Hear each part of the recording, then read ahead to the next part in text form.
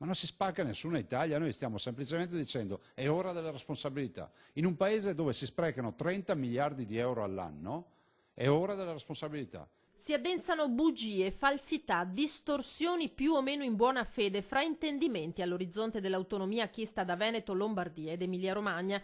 Il governatore Zaia riprende carta e penna e scrive nuovamente ai cittadini del Sud Italia: vi scrivo per mettervi in guardia, non lasciatevi ingannare, afferma. Non posso accettare di vedere sui giornali una pubblicità in cui il Nord viene accusato di voler uccidere la sanità del Mezzogiorno, riferendosi al manifesto di qualche giorno fa dell'Ordine dei Medici di Bari. Noi dobbiamo dialogare direttamente con i cittadini del Sud, con la foresta che cresce di persone per bene che non hanno nulla a che fare con chi va a dire che l'autonomia porterà a minor sanità, che l'autonomia porterà a guai. Ma senta, mi lasci dire, ma che guai può portare la gestione della soprintendenza in Veneto alla Calabria? O che guai può portare la gestione del demanio Veneto in Veneto alla Campania? O che guai può portare la gestione della valutazione di impatto ambientale dei fatti veneti in Veneto, che so, alla Sicilia? Nulla. Ma qualcuno sta vendendo questa suggestione come la fine di tutte le opportunità per il Sud, ed è scandaloso. E questo mentre le cose al Sud non vanno certo bene. Zaia fa l'esempio della sanità così come è ora.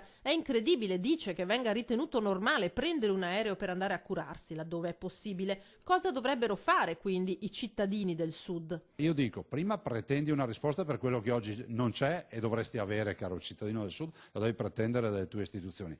Due, dici: voglio che anche qui tu chieda l'autonomia, cara mia istituzione che mi governi, perché con l'autonomia ti controllo. Dai 5 Stelle, malgrado i tentennamenti, Zaia non si aspetta bastoni tra le ruote, né interpreta il no all'autorizzazione a procedere nei confronti del ministro Salvini come merce di scambio per negare l'autonomia. Il ministro Salvini non si deve processare, punto e basta, perché non ha commesso reati, a mio avviso, e considero coerente il 5 Stelle che ha detto no al processo.